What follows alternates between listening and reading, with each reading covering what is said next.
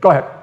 Hi. During your speech, you made a lot of references to Jewish people, as well as certain people in your audience, not Jewish people in general, but certain people, especially in your audience, to Nazis. Now, that is extremely offensive when certain people are German, and they're also extremely offensive to people who've actually suffered under Nazi rule. I don't respect that anymore. I really don't. I don't like and I don't respect the crocodile tears the crocodile tears. No. I'm sorry, folks. Allow me to finish, and allow me to finish. Listen, sir, allow me to finish. Sir, I don't like to play before an audience the Holocaust card. But since now I feel compelled to. My late father was in Auschwitz. My late mother, please shut up. My late father was in Auschwitz. My late mother was in Majdanek concentration camp. Every single member of my family on my father's side. The Jews did not take arms against the My Germans. late father was in Auschwitz concentration camp. My late mother was in Majdanek concentration camp. Every single member of my family on both sides was exterminated. Both of my parents were in the Warsaw Ghetto Uprising. And it's precisely and exactly because of the lessons my parents taught me and my two siblings that I will not be silent when Israel commits its crimes against the Palestinians. And I consider nothing more despicable than to use their suffering and their martyrdom to try to justify the torture, the brutalization, the demolition of homes that Israel daily commits against the Palestinians. So I refuse any longer to be intimidated or browbeaten by the tears. If you had any heart in you, you would be crying for the Palestinians, not for what's inside.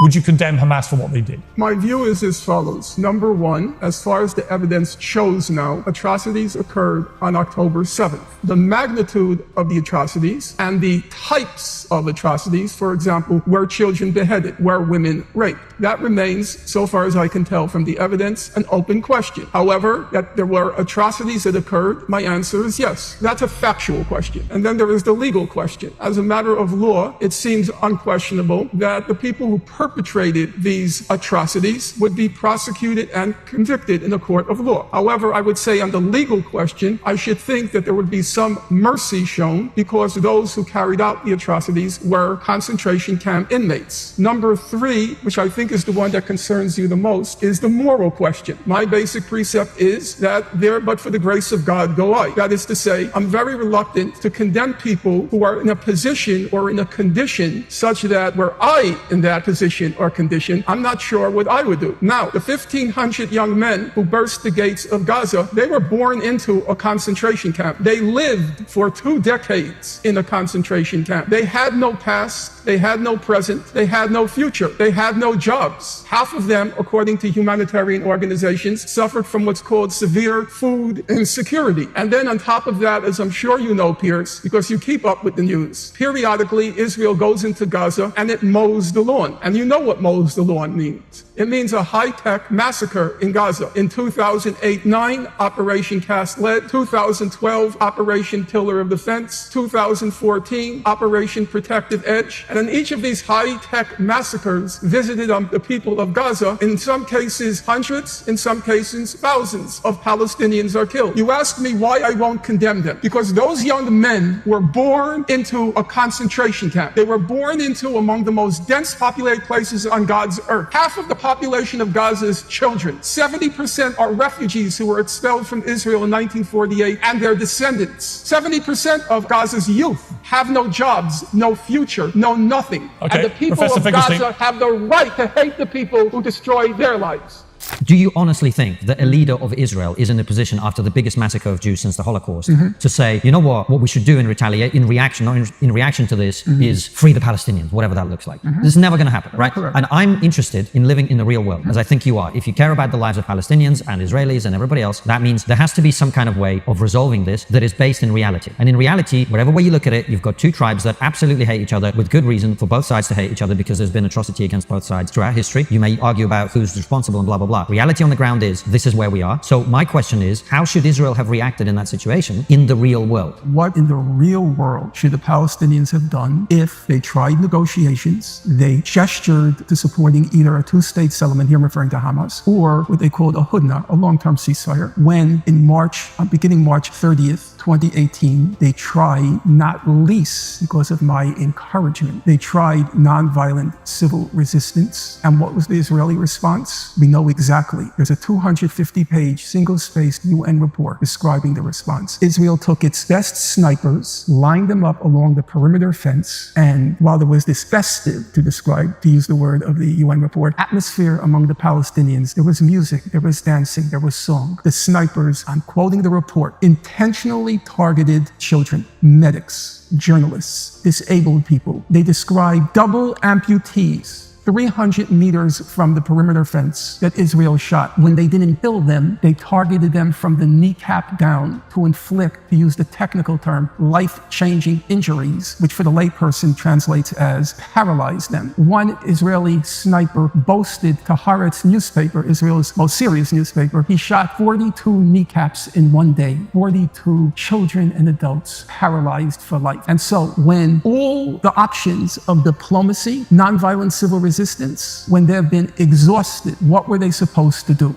You know how many citizens, civilians died in the October 7th assault? Yes, but that's not... You know that there are lots of allegations of rape. I don't know how persuaded you are of those. They did find bodies without heads. There were no beheadings Islamic, of infants. there were some beheadings, apparently. The Israelis didn't even claim that in the document they submitted before the ICJ. Go read what your government submitted. It never mentioned beheadings. Well, as far as I know, there were some people who were beheaded. But we could bring it up right now. You also deny that there were rapes there. I didn't deny. I said I've not seen convincing evidence that confirms it. I've said that from day one, and I'll say it today 4.5 months later. Do you know that they killed 800 or 900 civilians in their assault? Absolutely. Yes. That seems to me indisputable. Oh, okay. Well, I'm Yes, glad that you're conceding something. I've said that from day one. Well, to be clear, you haven't. You did a debate. I don't remember the talk show, but you seem to imply that there was a lot of crossfire and that it might have been the IDF that killed a lot of... I said that there is no question, because the names were published in Haaretz, there is no question that roughly of the 1,200 people killed, 800 of them were civilians. 850, fine. So I never said that, but then I said, no, we don't know exactly how they were killed, but 850 civilians killed, no question there. There's a lot of tricky language being employed here. Do you think of the 850... It's called attaching value to words and not talking like a motor mouth. The United Nations Conference on Trade and Development, the World Bank, the International Monetary Fund, 1,000 humanitarian and economic organizations have all reached the same conclusion. It's very simple. The main cause of the disaster in Gaza is Israel's illegal blockade of that parcel of land. Full stop. That's wrong. That's wrong. That's wrong. That's false. Who's wrong? Who's wrong? UNCTAD is That's wrong. wrong. The World Bank is blockade, wrong. The International Monetary Fund is wrong. They're all wrong. Yes. Are they all anti-Semitic? Is that what's going on? I didn't say that. They're wrong. I happen to know So more why about are the they all law wrong? than any of them.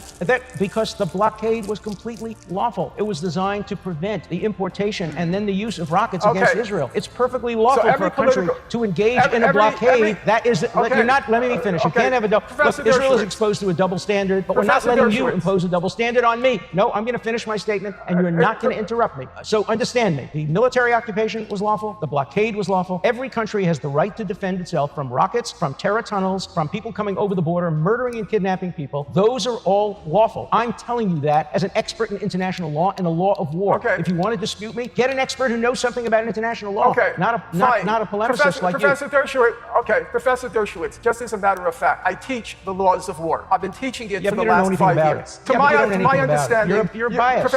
Professor Dershowitz, let's agree. I'm completely ignorant. Let's take that as a point of departure. How does it come to be that every humanitarian and political body in the world has declared that the blockade of Gaza constitutes collective punishment and therefore is a violation, a breach of international law, a war crime under international law? How did that come to pass? They're wrong. How is it that First of all, you're wrong. They're all wrong. No, you're not. You're not right. Except You're not right. Dershowitz. No. Except you're wrong. You're wrong in describing. Professor Dershowitz. You're wrong in describing every group. There are many groups. Name me one. Okay, Professor Dershowitz, name me one international legal body or human rights organization. Name me one. I'll take the pause. Name me one that says the blockade of Gaza is not collective punishment. Name me one. The Lawfare Project in the United States. The Lawfare Project. I said name me one international legal or political body. It is. One. It is. No, Everybody's listening now. Piers Morgan has a very large audience. Name me one international or legal or political body that says the blockade of Gaza is legal. Name me one. It is legal, and every organization that I have been associated with, the Lawfare Project, the project run by a woman named Leitner, and it's a national project, have all concluded that the blockade is legal. Also, the Israeli Supreme... Professor Morris, yes, you just said, I would condemn any time Israel deliberately attacks civilians, yes. Okay? The problem, Professor Morris, is over and over again, you claim in the face of overwhelming evidence that they didn't attack civilians. That's not true. I've said Israel has attacked civilians. In TDR, Israel attacked civilians. Professor and I've Morris, written extensively about it. I know that. In Kafr Qasim, they killed civilians. And now let's... So you're just eliminating, you're selecting, as Stephen says, you cherry pick. If I were you cherry pick. Let's fast forward when you were an adult. What did you say about the 1982 Lebanon War? What did I say? You don't remember? Okay. Allow me. Okay. You said that you are not a person of double standards, unlike people like Mouin. You hold high a single standard, and you condemn deliberate Israeli attacks on when they civilians. occurred, yeah. And I would say that's true for the period up till 1967, and I think it's accurate, your account of the First Intifada. There, it seems to me you were in conformity with most mainstream accounts. And the case of the First Intifada, you also used, surprisingly, you used Arab human rights sources like Al-Haq, which I think Mouin worked for during the First Intifada. That's true. But then something very strange happens. So let's illustrate it. So this is what you have to say about Israel's invasion of Lebanon in 1982. You said Israel was reluctant to harm civilians, sought to avoid casualties on both sides, and took care not to harm Lebanese and Palestinian civilians. You then went on to acknowledge the massive use of IDF firepower against civilians during the siege of Beirut, which traumatized Israeli society. Morris quickly enters the caveat that Israel, quote, tried to pinpoint military targets, but inevitably many civilians were hit. That's your description of the Lebanon War. As I say, that's when I first got involved in the conflict. I am a voracious reader. I read everything on the Lebanon War. I would say there's not a single account of the Lebanon War in which the estimates are between 15 and 20,000 Palestinian and Lebanese were killed, overwhelmingly civilians. The biggest bloodletting until the current Gaza genocide. Biggest bloodletting. I would say I can't think of a single mainstream account that remotely approximates what you just said. So, leaving aside, I can name the books, voluminous, huge volumes. I'll just take one example. Now, you will remember, because I think you served in Lebanon in 82, am I correct on that? Yeah. So you will remember that Dov Yarmia kept a war diary. So, with your permission, allow me to describe what he wrote during his diary. So, he writes, the war machine of the IDF is galloping and trampling over the conquered territory, demonstrating a total insensitivity to the fate of the Arabs who are found in its path. A PLO-run hospital suffered a direct hit. Thousands of refugees are returning to the city. When they arrive at their homes, many of which have been destroyed or damaged, you hear their cries of pain and their howls over the deaths of their loved ones. The air is permeated with the smell of corpses, destruction and death are continuing. Does that sound like your description of the Lebanon War?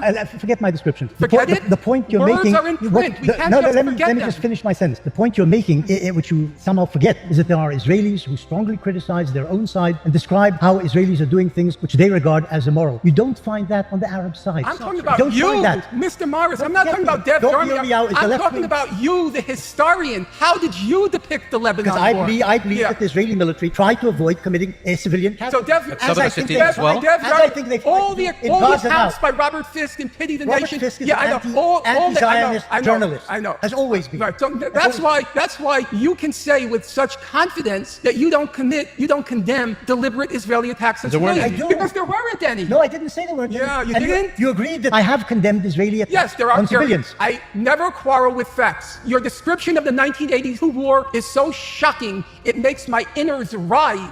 And then your description of the Second Intifada, your description of defensive shield, when Arab suicide bombers were destroying Jews in masses in buses and in restaurants. That's the Second Intifada. Do you remember that? Suicide bombers in Jerusalem's buses and restaurants. I am completely aware of that. But if you forgot the numbers, I don't forget it was 3-1. They killed mostly armed Palestinian gunmen. That's what you say in your book. But that's not what Amnesty International said. That's not what Human Rights Watch said. I don't remember what they said. I do. Benny Morris now says, we don't know whether Israel has nuclear weapons. Well, that's a very odd thing for him to say, because Benny Morris has been explicitly blackmailing the West since 2008, saying if you don't, meaning the United States, if the US doesn't join in an attack on Iran, we, meaning Israel, have no alternative except to use non-conventional, that is to say, nuclear weapons. So, if I can quote him now, it is doubtful that its conventional capabilities will be sufficient to destroy the Iranian nuclear project. Then non-conventional weaponry will have to be used to stymie the project. And many innocent Iranians will die. But the Iranians will have brought this upon themselves by bringing to power and leaving in power a leadership that will have forced Israelis to do what was necessary in order to survive. So Benny Morris, who doesn't know whether Israel possesses nuclear weapons, nonetheless says Israel will have to use non-conventional weapons. And he says many Iranians will have to die, maybe millions, maybe tens of millions, but they deserved it because well, that's what he said. Mr. Morris, you can laugh till kingdom come, but I'm quoting your words. But he said that's okay because they voted for the regime. No, this is absurd. This is absurd. I said Israel. And let me respond. Hang on, Norman. I think Benny Morris shouldn't be able to respond to your direct charge there because you accused him of laughing at it. I didn't charge. I quoted. No, you said he was laughing about it. So let me get to Benny Morris to explain what he's doing. As is your want, you didn't quote me properly. What I said was that if Israel is unable with conventional weapons to destroy the Iranian project, and if the Americans don't do it in conjunction with Israel or by themselves, Israel will be forced to use non-conventional weapons and attack the nuclear installations. Not kill millions of Iranians. No. You said millions of Iranians. I've never said anything. I have never said anything about millions of Iranians. This is pure nonsense. This is pure. Norman, you are lying. You are lying. What do you think happens if you drop? You are lying. Professor Morris, what do you think happens if you drop nuclear weapons on Iran? What do you think happens? No, not on Iran. Not on Iran. Norman, you are misquoting. I'm quoting you, Professor Morris. For you to say we can't trust Iran after Israel's record on nuclear weapons, as even you so shamefacedly and shamelessly say, I don't know if Israel has nuclear weapons. You really don't? You advocate Israel's use of them in the event that the US doesn't join the attack on Iran, but then you don't know if Israel has nuclear weapons. You're such a shameless liar, which is a sad fact. I spent many a week reading your books. I spent many a month reading your books, and to see how you have degenerated into a state propagandist and a bold-faced liar, very sad. Absurd. Very sad. Every time they target a kid, I'm sure they believe it's Hamas. When they killed the 4 kids in the... They believe? I know they believe it. Even though they were diminutive size. Even though they were diminutive size. You don't see the size. No, they saw you don't see the size. Let's see the size. Oh, I know what he's quoting. You've lied about this particular instance in the past. Those kids weren't just on the beaches as Opus stated in articles. Those kids were literally coming out of a previously identified Hamas compound that they have operated from. They literally... Mr. Borelli, with all due respect, you're such a fantastic moron. It's terrifying. That wharf was filled with journalists. There were tens, scores of journalists. That was an old fisherman's shack. What are you talking about? It's so painful. It's so painful to listen to this idiocy. And to be clear, on the other side, you're implying that a strike was okayed on the Israeli side when they said, we're just going to kill 4 Palestinian children today for no reason. Do you believe that? Do you believe that? Do you believe that? Do you believe they tell journalists? Do you think that they will kill 4 children?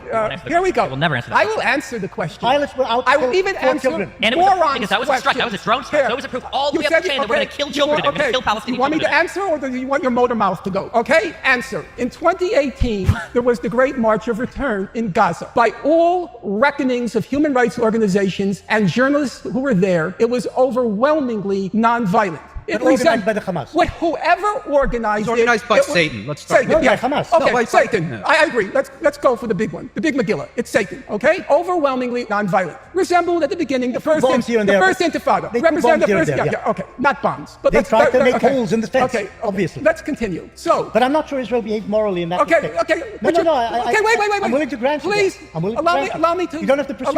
Allow me to finish. I don't know anything about this. I'd like to. Okay. As you know, along the Gaza perimeter, there was Israel's best trained snipers, correct? I don't know best trained, they were snipers. Fine. Snipers. Okay, all right? Because, hey, laugh. It's hilarious. The story's so funny. You're lying about it. The Great March of Return had aspects of violence to it. Before even the UN says it themselves. But you only select what the UN says that you like. See, the problem, Mr. Morelli, is you don't know the English language. I can read from the UN website itself. In regards to the Great March of Return, they said, while the vast majority of protesters acted in a peaceful manner, during most protests, dozens have approached the fence attempting to damage it, burning fires, throwing stones, and Molotov cocktails towards Israeli Israeli forces applying incendiary kites and balloons into Israeli territory. The latter resulted in extensive damage to agricultural land and nature reserves inside Israel and risked the lives of Israeli civilians. Some instances of shooting going on explosives. Talk fast. I'm just People think that you're coherent. I'm just reading from the UN. Yeah, but you I know see, you like them sometimes, only when they agree with you. You got the months wrong. We're talking about the beginning in March 30th, 2018. You just described that March as mostly peaceful. Okay, allow me to finish. So there were the snipers. Now you find it so far-fetched. Israelis purposely, deliberately targeting civilians? That's such a far-fetched idea. An overwhelmingly non-violent march. What did the international investigation... It was a campaign whatever you want to call it. For months. Whatever you want to call it. For months. Yeah. What did the UN investigation find? Well, he just read it.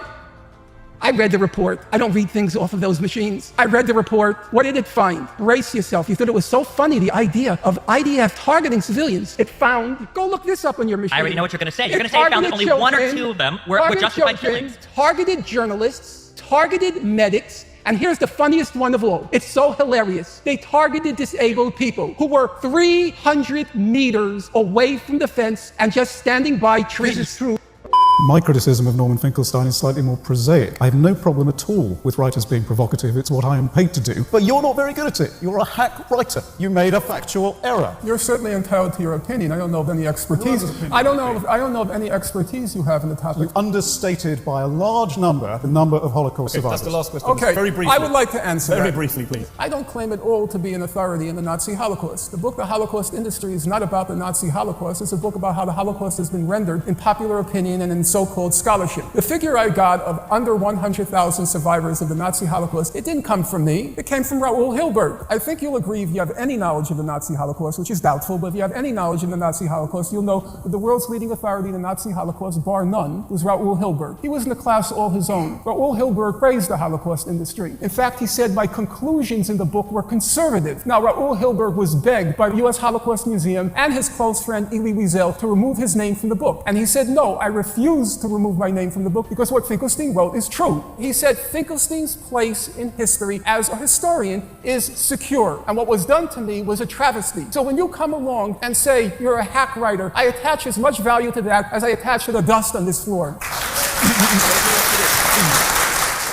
We have now seen incident after incident where entire families are vaporized in single strikes. Who is in the families? Who lives in the house? Family inside? members. No, Family or next members. to the house Family in which members. these families are We killed. have seen incident after... Do you know that Hamasniks weren't in that house? Do you know that their ammunition dumps weren't Why in do I those have houses? to prove a negative? You're saying that they deliberately targeted families. you know, If Israel wanted to kill civilians in Gaza, they could have killed 500,000 by now with the number of strikes they've done. And therefore, the fact that they've only killed a certain small number... 30,000 is a small number. Small number in You proportion. consider 30,000 a small number. Proportion over 4 months 12,000 probably children is an is indication only. that 12,000 it's children targeted is and that there are only. Hamas targets in these places. So I've given, 12,000 children is only. And if that's the case, why is it? Yeah, you said only. Professor Morris, here's a question for you. If we take every combat zone in the world for the past 3 years, every combat zone in the world. In Vietnam, the Americans killed I said, a million I'm not people. talking about Well, they could have Vietnam. killed 40 million. I was in the anti-war movement. Don't Americans strap me. killed a million people in Vietnam. Fine, 30 million Russians were killed. So during World War II, so everything else is irrelevant. Here's a question, Professor Morris. Here's a question. It's very perplexing. If you take every combat zone in the world for the past 3 years and you multiply the number of children killed by 4, every combat zone in the world, you get Gaza. Okay? So when you What say is that supposed to prove? Okay, I'm going to tell you. Just shut up. You're relying and on I'll tell Hamas you, numbers. No, I'm not Hamas relying. numbers are I'm not relying on the necessarily numbers true. that You know everybody that. else. I'm relying on the numbers. Even if we take the numbers, though, what does that prove? Those are Hamas numbers. Okay. Which may not Fine, be true. fine. They could invent anything because you know that they are I a think mendacious organization. I know mendacious, believe me. You like words. Mendacious as in the Mendacious Israeli organization. Ministry of Foreign Affairs. So here's the thing. You say they could have killed 500,000, but they only killed that's your word. They only killed 30,000. You believe that they deliberately target civilians. They would have killed many more. The fact is that they don't deliberately target civilians. Professor Morris, for a historian, I don't want to understand Israeli society. You want to know the truth. I don't want to. I don't want to get inside their heads. That's the problem. 90% of a good historian tries to get into the heads of the various protagonists. There's a limit. When 90% of Israelis think that Israel's using enough or too little force in Gaza, I don't want to get inside that head. 40% think that Israel's using insufficient force in Gaza. I don't want to get inside that head. I don't want to get inside the head of people who think they're using insufficient force against the population, half of which is children. I don't want to get inside that head. Why is that illegal to blockade Gaza? I'll tell you why. You don't rocket your neighbor. You rocket your neighbor. Expect consequences. I'll tell you why. Expect consequences. But that works both ways. I know, I expect that. Professor Morris, both ways. I'll tell you why. Because every human rights, humanitarian, and UN organization in the world has said that the blockade is a form of collective punishment, which is illegal under international law. You think a blockade? You don't understand the way the world works. Yeah, These things are irrelevant. And you think confining, because that's the blockade. Yes, you don't. Confining 1 million children. That's the choice of Hamas. Combining That's a Hamas' million choice. children in what the Economist called a human rubbish sheet. The Economist supported Israel in this war and continues to support Israel. What International Committee of the Red Cross called a sinking ship, what the UN High Commissioner for Human Rights called a toxic slum. You think it is a slum? You think but it's caused by under the international law? You think it's legitimate? Forget the law. Hey, I know you want to forget the law. It's the one thing that it's what every Israeli fears the most. What? The law. No. Sippy Livni said, I studied international law, I oppose international law. Of course you don't want to hear about the law. It's got nothing to do with anything. Okay, so here's the thing. Yeah. Then don't complain about October 7th. If you don't want to, if you want to say, forget about the law, all I said was they acted like barbarians. Then there is no international humanitarian law. There's no distinction between civilians and combatants. There should be. And so now you're doing what Moeen said. You're becoming very selective about the law. If you want to forget about the law, Hamas had every right to do what it did. It had every right to do what it did, according to you, not to me, because you want to forget the law.